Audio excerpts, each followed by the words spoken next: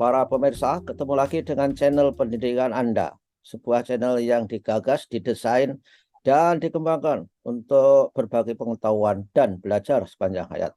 Dukung kami, klik subscribe supaya channel ini benar-benar menjadi channel alternatif dari channel yang banyak dan menyesatkan karena menjadi predator dunia pendidikan, yaitu channel-channel yang berbasis pornografi dan pola hidup yang hedonistik.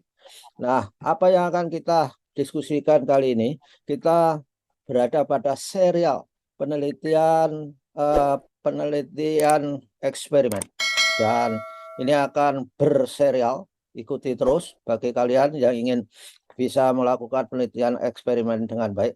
Dan ini berada pada episode kedua. Narasumbernya adalah Bapak Ali Saukhah PhD, pakai profesor, Profesor Ali Saukhah PhD. Nah, tentu saja jangan lupa klik subscribe supaya Anda selalu mendapatkan video terbaru dari Profesor Ali Saukhah PhD. Nah, kita sapa dulu. Assalamualaikum warahmatullahi wabarakatuh, Pak Ali. Waalaikumsalam warahmatullahi wabarakatuh. Baik-baik kabarnya ya Pak Yanto, sehat-sehat. Alhamdulillah, Pak Ali. Amin, amin. Ya, amin. Kita baik-baik dan Pak Ali juga baik-baik. Nah, gimana kemarin Insya kita Allah, sudah alhamdulillah. membicarakan binatang penelitian eksperimen dan berbagai icip-icip variabel dan sebagainya. Kali ini apa, Pak Ali? Pak Ali. Iya, Yanto, ini kita pelan-pelan ya, karena Ya, memang pada dasarnya penelitian eksperimen itu termasuk dianggap lebih kompleks daripada penelitian-penelitian yang lain. Saya ingin menyambung dengan episode yang lalu, yaitu tentang definisi eksperimen, dan itu akan kemudian menjadi pijakan menyambung yang lain. ya, Yang oke. pertama itu dari segi definisi, itu kan definisi versi saya ya, artinya ini tentu belajar dari banyak baca buku dan berinteraksi dengan teman-teman yang melakukan penelitian eksperimen. Yang pertama itu eh, memanipulasi variabel bebasnya, Ya, dan kemudian hasil manipulasi itu kemudian dilihat dampaknya terhadap variabel terikat. ya, Variabel oke. terikat itu dilihat apakah eh, dipengaruhi oleh variabel bebas yang kemudian sudah dimanipulasi, divariasi itu, tapi kemudian harus juga dikendalikan variabel lainnya agar tidak ikut-ikut mempengaruhi. Ya, Ya. Jadi oke. ada poin ya, 3 poin. Saya akan mengambil poin yang pertama dulu, Pak Yanto, Ya, oke. yaitu memanipulasi, memvariasi variabel bebasnya. Dari kegiatan ini, kemudian hasilnya apa? Mhm. Hasilnya itu akan berupa pengelompokan. Ya, Ya, jadi eksperimen yang sebenarnya itu pasti ada kelompok lain, bukan hanya satu kelompok. Ya, kelompok lain ini sebetulnya hasil dari memvariasi tadi. Memvariasi itu artinya membuat variabel bebasnya itu menjadi berbeda-beda. ya beda. Jadi contoh yang pernah saya sebutkan itu, misalnya variabel bebasnya itu metode pembelajaran, Pak, metode mengajar. Pak Ali. Setelah divariasi, kemudian akan ada metode A, metode B, metode C, dan seterusnya. Gitu Pak Yanto. Ya, saya bertanya, apakah memvariasi itu boleh dikatakan bahwa untuk membuat supaya variabelnya, eh, variabel independen itu tidak konstan itu apa ya? Begitu nggak? Enggak ya? Iya, iya betul. Jadi artinya dengan memvariasi itu kemudian kita bisa memberikan perlakuan yang berbeda-beda. Oh ya, ya, ya, ya. Dan Perlakuan yang berbeda-beda. Jadi kalau tadi itu contoh saya metode A, metode B, metode C, kalau yang akan kita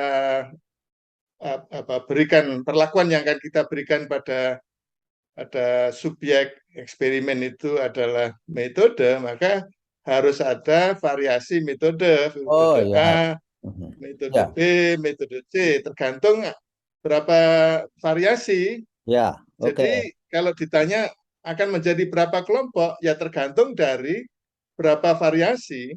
Mhm. Jadi Ya, kalau penelitian tentang pupuk Pak Yanto, tentang pertanian misalnya, mhm. itu bisa aja pupuknya itu 10 ya. Jadi berarti variasinya 10. Ada 10 kelompok, kelompok tanah mungkin begitu ya. Ya, Yang kemudian masing-masing tanah tadi itu diberi perlakuan dalam bentuk diberi pupuk yang beda-beda tadi. Kalau ada 10 jenis pupuk, ya 10 jenis pupuk. mhm. Jadi Ya, oke. begini Pak Yanto, Ya, dan eh, saya kira Pak Ali, penelitian itu kan tugas utamanya itu untuk mencari pattern, pola. Bagaimana misalkan ada berapa variasi, kemudian diberi perlakuan, itu polanya seperti apa. Pro- Terutama pada penelitian yang beristik gitu loh. Betul nggak? Pola. ya, ya, jadi artinya pola itu sebetulnya sangat tergantung pada bagaimana memvariasi variabelnya. Oke. Jadi, misalnya pertanyaan yang seringkali dimunculkan itu, apakah selalu harus ada kelompok kontrol? Hmm. Jadi yang banyak disebut-sebut itu kalau namanya eksperimen selalu ada kelompok eksperimen dan selalu ada kelompok kontrol. Nah, sebetulnya itu juga memang bisa ada dua kelompok, yang satu kelompok eksperimen, yang satu kelompok kontrol. Tapi tidak harus ada, bukan harus tidak ya, tidak harus ada kelompok kontrol. Ya, ya. Kalau kemudian bisa saja dua kelompok atau tiga kelompok itu semuanya kelompok eksperimental. Mhm. Jadi ya, artinya seperti yang saya katakan tadi, metode A, metode B, metode C itu semuanya metode yang dieksperimenkan. Tidak ada metode yang dijadikan kontrol ya, dalam artian metode yang selama ini digunakan itu biasa disebut sebagai kelompok kontrol, tapi Mhm. tidak harus begitu. Ya. Bisa saja metode A, metode B, metode C, metode mengajar itu semuanya baru Pak Yanto. Hmm. Ya, Jadi tidak harus, bukan harus tidak harus ada kelompok kontrol. nah, Gitu ada Pak Yanto.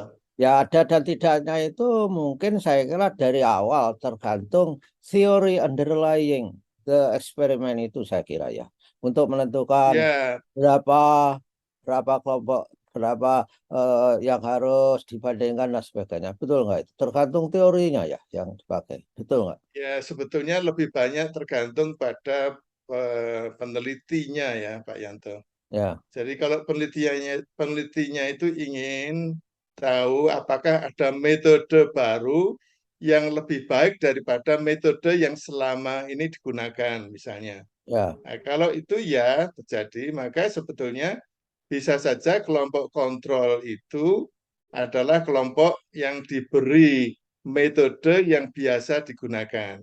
ya Itu bisa disebut sebagai kelompok kontrol. Tapi kalau kemudian peneliti itu tidak ingin membandingkan dengan metode yang sudah selama ini digunakan, bisa aja kemudian ada teori baru begitu, dan kemudian teori baru itu diturunkan menjadi metode-metode, menjadi teknik yang bisa diaplikasikan dalam bentuk metode mengajar, maka dari teori yang muncul tadi bisa menjadi varian-varian metode mengajar. ya, Semuanya merupakan eksperimen. ya Pak. Pertanyaan selanjutnya Pak Yanto, Ya, kalau paling begitu bentar. sebetulnya Sebelum sebelum ke selanjutnya, paling mengatakan bahwa banyaknya variasi independen variabel ataukah kontrol sebagainya kan tergantung keinginan peneliti. Tapi keinginan peneliti kan harus ada justifikasi. Justifikasinya barangkali adanya ya ini itu yang tadi kuat. ya Nah, supaya ya penelitiannya itu genuine, menyelesaikan genuine problem, bukan sekedar pseudo problem, saya kira. Ya kan? ya betul Pak Yanto. Oke. Betul Pak Yanto. Jadi peneliti yang ingin mengkontribusi terhadap perkembangan ilmu gitu Pak Yanto melihat ada temuan-temuan baru yang belum diturunkan menjadi sesuatu yang praktis misalnya begitu, karena Ya, metode mengajar itu sesuatu yang praktis. Jadi ada teori yang belum diturunkan menjadi sesuatu yang praktis, kemudian peneliti itu ingin tahu ini kira-kira kalau diaplikasikan dalam bentuk proses belajar mengajar itu akan lebih bagus daripada yang selama ini digunakan oleh guru atau tidak. Lah kalau begitu maka kelompok yang dijadikan pembanding itu adalah kelompok yang diberi metode mengajar yang selama ini digunakan dan itulah kemudian diperlakukan sebagai kelompok kontrol. Oke, Gitu. ya, oke. Jadi Move begini on. Pak Yanto, Ya, ini pertanyaan selanjutnya tadi, hmm, sebetulnya kelompok lain, apakah itu kelompok kontrol, apakah itu kelompok yang juga sebetulnya adalah eksperimen, itu gunanya apa? hmm, Gunanya adalah untuk membanding-bandingkan. ya, Apakah kemudian dari beberapa varian tadi, mana yang kira-kira paling bagus? hmm, Bisa aja lebih dari satu, kalau paling bagus kan lebih dari satu. Nah, ya, tetapi ada juga yang lebih ekstrim lagi, kelompok baru ini atau perlakuan baru ini dibandingkan dengan yang tidak diberi perlakuan sama sekali. ya, Ini ya, kalau dalam bidang pembelajaran itu tidak akan bisa dilakukan. Jadi ada juga yang mungkin saja terpengaruh dengan bidang ilmu lain, yaitu misalnya katakanlah melakukan eksperimen ada dua kelompok, satu kelompok eksperimen, satu kelompok kontrol yang tidak diberi perlakuan Pak Yanto. Itu saya kira tidak benar ya. Kalau kemudian ada kelompok yang tidak diberi perlakuan, itu berarti kan tidak ada kelompok itu. Masa ya, ada ya, ya, kelompok eksperimen ya, menggunakan metode tapi tidak diberi perlakuan sama sekali, itu ya, tidak akan mungkin ya, terjadi. Sehingga kemudian itulah yang saya tadi sebut, kelompok yang tidak diberi perlakuan itu maksudnya tidak diberi perlakuan yang sama dengan kelompok eksperimen. hmm, Sehingga itu menggunakan yang biasa disebut dengan metode konvensional. Tapi Pak Yanto, hmm, saya ingin memberi catatan pada label kelompok kontrol yang diberi metode konvensional. hmm, Yang konvensional itu kan beda-beda Pak Yanto. Jadi ya, kalau konvensional itu artinya maunya artinya itu adalah kelompok yang diberi treatment dalam bentuk metode yang selama ini digunakan oleh para guru. Tapi para guru kan bisa beda-beda. ya, Jadi menurut saya tetap saja kelompok kontrol yang diberi perlakuan metode konvensional tadi disebut juga seperti apa metodenya itu, dirinci ya, ya, juga metodenya seperti apa. Jadi jelas ada ya, perbandingan antara metode A seperti ini prosedurnya, ya, metode B seperti prosedurnya, sehingga kalau nanti kemudian dikatakan mana yang lebih baik, maka bisa dikatakan secara spesifik. hmm, Bukan mengatakan ini lebih bagus dari konvensional, padahal yang konvensional itu macam-macam. ya, ya, ya. Gitu Pak Yanto. Ada Jadi, satu hal lagi Pak Yanto, ya, izinkan saya nambah ya. hmm, ya, Beda dengan eksperimen dalam bidang kesehatan, dalam bidang kedokteran. Yang saya kira teman-teman mungkin masih ingat kata-kata placebo, placebo Pak Yanto. ya, Placebo itu dalam kaitannya dengan melakukan eksperimen adanya obat Pak Yanto, hmm, obat baru Pak Yanto. hmm, Jadi ada pasien yang diberi obat baru, tapi ada pasien juga yang tidak diberi obat sama sekali sebetulnya, ya, tapi tampaknya seperti diberi obat, tapi isinya nggak ada. Itu yang namanya disebut ya, dengan placebo, placebo. Jadi itu yang kemudian dianggap sebagai kelompok kontrol, gitu Pak Yanto. ya, ya, ya, ya. Mereka diberi air saja, disuntik aqua, misalnya. Nah, Ya. Atau pilnya itu isinya tepung saja Pak Yanto. ya, Tidak ada isinya apa-apa, tapi dianggap, tapi dikira itu ada isinya, gitu Pak ya, Yanto. tapi kalau placebo-nya itu isinya orang-orang yang mempunyai apa self fulfilling prophecy yang tinggi, diberi tepung pun dia yakin bahwa itu juga Iya, obat. iya. Jadi bukan. Jadi dia dia merasa sembuh bukan karena diberi pil yang tidak ada isinya, Ya, tetapi karena keyakinan dia diobati oleh dokter. Itu ya, ya, ya, itu ya, ya, ya, oke placebo lah. effect atau apa namanya itu. Oke lah, baiklah Pak Ali, kita sudah memberi banyak inspirasi kepada para peneliti muda, mahasiswa, dan juga dosen muda maupun tua yang ingin membuat eksperimen. Tapi pada langkah awal ini. Dan tentu saja terima kasih Pak Ali atas kehadirannya di suyanto.id. Dan Sama-sama Pak Ito. ya mudah-mudahan minggu depan ketemu lagi. Dan insya Allah Insya ketemu. Allah.